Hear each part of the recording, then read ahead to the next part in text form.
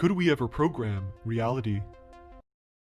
Utility fog, a concept theorized by nanoengineer John Storrs Hall, who suggested that a collective of nanotechnological devices called Foglets could link together into a complex aerial swarm network. Hall initially came up with this idea as a way to prevent trauma in car crashes by stiffening the air inside the car.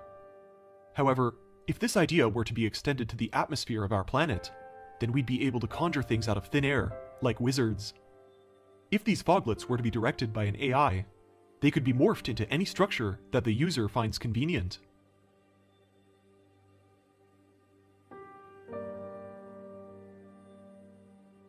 A whole planet made up of these foglets gives us the concept of a heaven world, somewhat like the idea of a simulation heaven that we see in VR, except that this would be real life.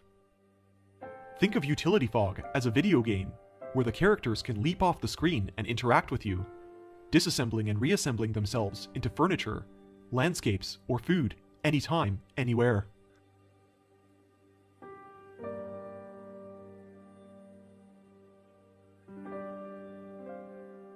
The surface of these heaven worlds would be covered in what we call programmable matter, also known as smart dust. The grains of sand under your feet are all actually robots of three-dimensional tactile material that can reshape and reform itself to suit your deepest desires.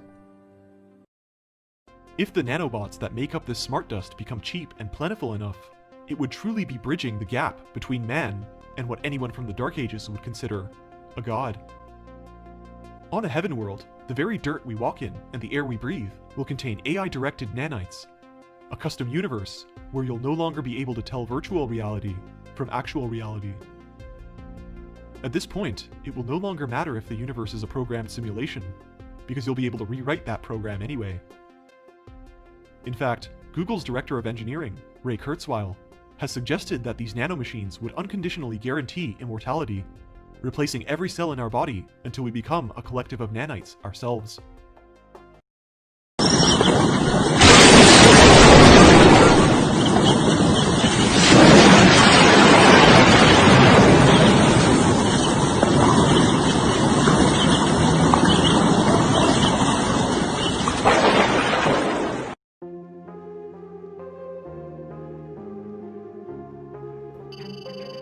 D-Wave's computer runs the mirror of the entire planet. Sentient world simulation is a matrix-like reality simulating humanity. You are connected as an organic computer. You can do that by programming the third strand of DNA to upload our minds, our consciousness, our memories, our self-awareness into a computer. The Model 512 in 2013, Gordy Rose described as having the equivalent processing power of 7 billion human brains. You are connected as an organic computer. Purdue University published a draft white paper in 2006 describing a sentient world simulation, a mirror, a virtual reality of the entire planet and all its inhabitants. 2007, it went live. If I had my graphics up, I'd show you the progression of the model numbers of the computers coincide with the implementation of the virtual world.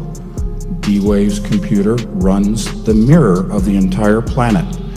So the reason why I want you to pay close attention when you're looking at those big black boxes is that inside those boxes is a point, a chip, upon which is happening something that has never happened in the history of the Earth. It's an engineered thing which has become a nexus point for all of these parallel realities.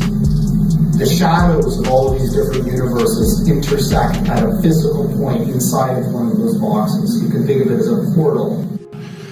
The DNA world and the digital world are becoming rapidly interchangeable. So all of life as we know it can be sent as digital code through the internet or as an electromagnetic wave. Let me just ask you before Craig goes on, How many of you are having trouble with this notion of digital code going over the internet and the notion of something living that's being converted back and forth like that? I mean, do you have some sense of what is going on? Can I show of hands how many people have trouble grokking this idea?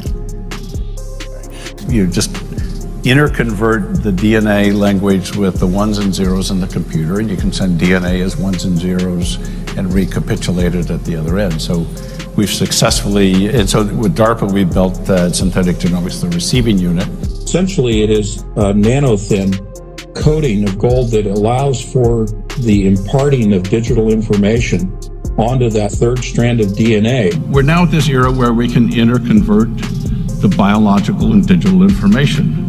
And so one implication of that is to be able to send biology as a digital magnetic wave. And we've been working with NASA on a sending unit. They're not terrifically powerful yet, but they're doing something completely different than what your computer does. And that thing is like flight. It gives these computers access to these new resources, maybe you could call them parallel universes, in order to do something that you couldn't otherwise do. And that is the electromagnetic linking between a genetically modified human comprised of third strand of DNA and the adiabatic quantum computer. What they're going to do is apply this machine to an area that I think is fundamentally important. It's the crux of our future as humans. And that's, can we build machines like us? The ultimate aim would be to archive enough data on each individual to be able to make a computer model of everyone on the planet. Right now, we're inside a computer program. Is it really so hard to believe? What we're building in the computer databases represents real life and is both the information that's necessary and sufficient to drive all DNA-based life forms. Remember, going back to the sentient world simulation, peer-reviewed white paper out of Purdue University in 2006. The program went live in 2007, describing humans as a node. And every person on the planet is represented in the computer software as a node. That's a data node, and given an avatar. One of the most important things about this world is that robots can make copies easy. Just like we can easily make copies of movies or music, we can make copies of a robot. Robots can travel electronically. Instead of physically moving across the globe, you send their bits across a communication line, download them into something at the other end, and then they're there. The D-wave acts as a nexus point between the biological and digital worlds. It creates a bidirectional link between a digital mind and a biological mind. This allows a biological mind to be programmed like a computer. It can augment the human and give an individual superhuman capabilities, or as in the case of targeted individuals, it can be used to destroy a person's life.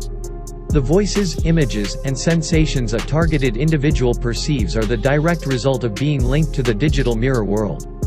It's as if you're in two places at the same time. You are connected as an organic computer. I mean, this is one of the most quote-unquote conspiratory theories that's been around for many years, decades. But the reality is we're now facing the reality of that. It is no longer a conspiracy. The science is done, and you will see this. And this is the next step on from the virtual reality goggles. And this is why it terrifies me, and this is why I'm trying to wake people up. NASA, Google, Amazon, the NSA's computing centers, data collection centers like in Utah and Texas, all use D-Waves computers. But they never talk about networking them. They present it to the public as though they operate independently with independent organizations. So how independent is Google? Jeff Bezos, Amazon. Why is he partnered with Google and D-Wave?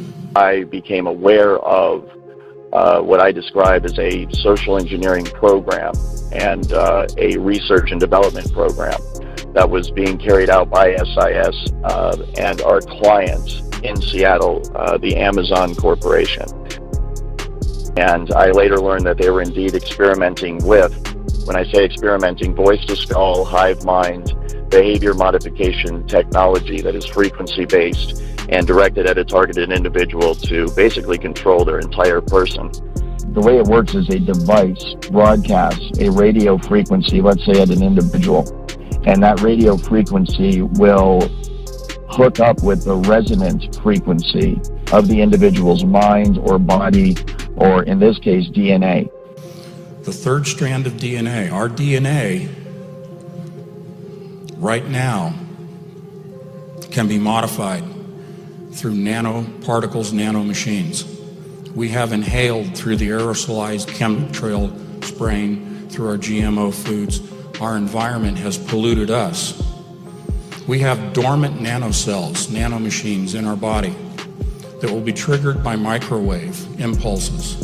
And what happens is once the resonant frequency is found in the targeted individual and the broadcast frequency matches up with that resonant frequency, those two frequencies interlock and they can be thought of as one frequency or one energy. The nanoparticles are triggered, your DNA begins to modify in the form of a third strand. We have two strands naturally, a third strand will be developed, and it will change your body and it will change your mind. This comes right out of DARPA. I've read the papers. I understand the process. They have digitized DNA. Remember I said digital DNA coming through the portal. They digitize DNA into binary code. They transmit it through the cloud. And what happens is between the broadcast frequency and the individual that's receiving the broadcast frequency, once it's resonating, once they are resonating together, a super highway of frequency along which information can be sent is created. And so you can think of it just like fiber optic cables that you use to send signals over the internet that connect people to the internet. It's the exact same thing, only a wireless application of that. And so once you have connected the targeted individual with the frequency and they resonate together, then you have a perfect avenue upon which to send and receive information back and forth. And that's exactly how they manipulate someone's thoughts. They send voices into someone's head. They manipulate their emotions. They manipulate their behavior. And then that's also how they receive back from the individual in real time the vital signs, the emotions, the thoughts, what the person's seeing, what the person's hearing. And then all that information, of course, is rendered on a computer elsewhere via software, and it can be monitored and tracked in real time. In an environment that's called the Sentient World Simulation, SWS. D-Wave's computer runs the mirror of the entire planet. The Model 512 in 2013, Gordy Rose described as having the equivalent processing power of 7 billion human brains, and each human brain processes a petaflop of data. This computer is what will run the world. I believe is already, to a certain extent, already running the world. And because it is artificially intelligent, will give rise to the beast and the mark of the beast system, and the single entity that will control everyone, every person on the planet.